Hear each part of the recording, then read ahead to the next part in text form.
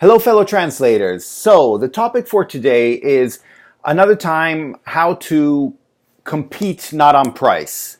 That's a very bad way to put it. Hopefully I come up with a better way in the title. Anyway, I've said this many times before. I don't feel that as translators we should compete on price, and I don't think it's a good strategy to do most of the time. There are some exceptions, and I've mentioned them, like I talk about them in my course and stuff like that, where you should try to compete on price or even work for free, but then it can help you out.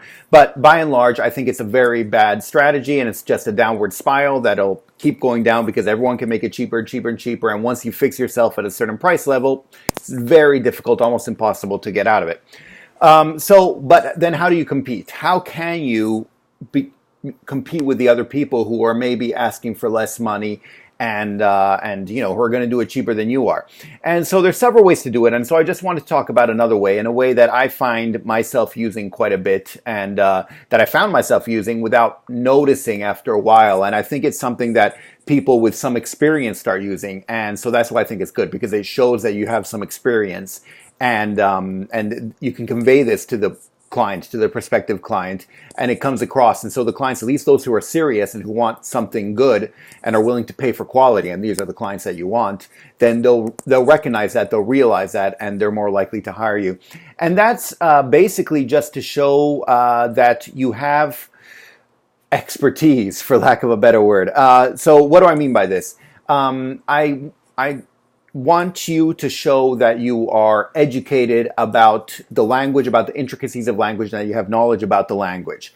And so what does this mean? So I'll give you an example. I think that's the best way to do it. I work with Italian to English, and so there are a couple things you can do, and that I've done in the past with Italian. For example, Italian is very regional. And so if someone sends me an Italian text, especially something that's handwritten or something that's a bit more personal, then I can, and I can identify that. I can be like, oh, this is obviously from the north, or this is probably from the south, or from Naples, or from Florence, or something like that, and blah blah blah, whatever, and or else.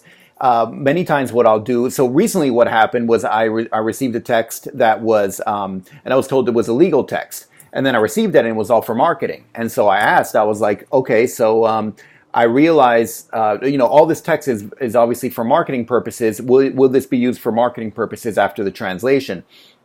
And the client said, oh, well, actually, no, it's only used for reference. We're not going to use it for marketing. And so I was like, okay, because that changes the type of translation I'm going to make, because I'm going to make one that's a bit more literal. While if it's for marketing purposes, I'll do some localization, and I'll make sure it grabs the eye of the person in the target language. And so this is what I said, and in the email to the client, and it kind of just shows that I know what I'm talking about. And there are many ways you can do this. Like I said, if it's something regional, if it's something marketing, if you notice that there's slang in there, and you can be like, okay, this is kind of slangy. Do you want this to be sort of slangy in the target language, or not? And like things can change. And just whatever it might be to show that you know what you're talking about. And the reason I say this comes up naturally after a while is that you start noticing certain things, and like the marketing thing, and you start realizing that certain changes need to be made here and there. But there are other things you can do, if you notice that there's certain historical references that are being used, or maybe some terms that are old-fashioned. You can point that out and be like, do you want me to continue this in the translation?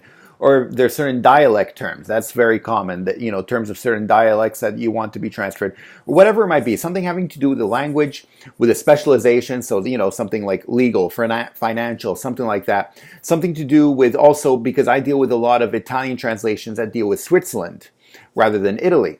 And so if I receive something that's from Switzerland rather than Italy, I say, okay, but do you want it to follow when I do the translation, should I be referencing Swiss law or Italian law? And, just questions like that just show that you know what you're talking about. A big one that I do, because I have an agency now, that quite frankly, I'm amazed many people don't take into consideration, is to ask when they need something translated into Chinese. They'll just say, I need this translated into Chinese. And I'll be like, okay, do you need simplified or traditional?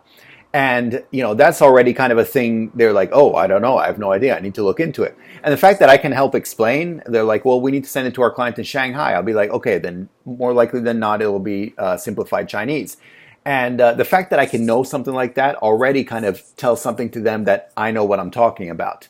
And there was a question about Indonesian as well, and they were worried because there's so many different Indonesian languages. I was like, well, yeah, but there is, a kind of a standard like lingua franca that they use in Indonesia that everyone understands, and that as well. They were kind of impressed about that. So if you can show any type of knowledge having to do with either the source language or the target language, and just to show that you know what you're talking about, or if it's neither of those, again, the specialization, or the subject matter, the topic, or whatever it might be.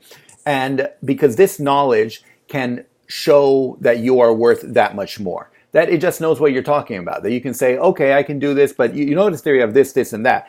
Another one I had recently, they said we need all these pages translated from Chinese into English, or from Japanese into English, and I went through it and I noticed 2 of the pages were in Chinese. And I said, okay, but 2 of these are in Chinese. Do you need those translated as well or not? And, that kind of got them into a, like, oh, wait, yeah, maybe. Let me check with my boss or something. And so it's, just things like that, which sometimes, like I said, they can be quite easy for you, especially if you know the languages. You can pinpoint them right away.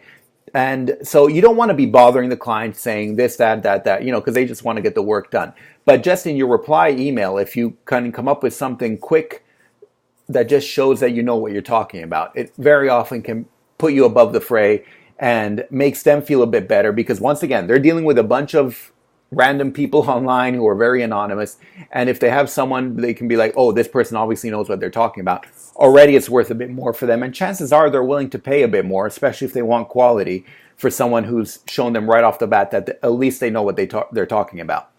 So yeah, that's something that I think is quite easy, especially after you get some experience to do. Every time you're responding to a client, just shoot like a quick sentence or something that shows, oh, I know what I'm talking about. I can handle this. It's not always warranted, but I think sometimes it can really help. And, it'll be a judgment call, but I do think it can help, especially with a new client, just to show that you do know what you're talking about and you can deal with it. Another thing I've had, and I had this from a translator that I work with, I needed something translated, and I was dealing with different translators. I had to pick which one to choose. And one of the translators sent me a template of a translation that was almost exactly the same that they'd done before. And basically, this was a standard government form, and they sent me one that they had done before that was almost exactly the same. And to me, that was awesome. I was like, okay, you definitely know what to do then. And so I sent it automatically to that person. So again, something like that, because that obviously shows that you know what you're doing. And because you can say, oh, look, I've done something with exactly the same format before. And so yeah, again, you can show the expertise, you can show the knowledge, then it can really put you above, and you don't have to find yourself competing on price again, which, as I said, is just a losing strategy. So yeah, hopefully you can use this. Hopefully you can find it useful. And if you do find it useful, don't forget to click thumbs up. Don't forget to subscribe if you haven't, and I will see you in the next video. Okay, thanks. Bye. Savedum.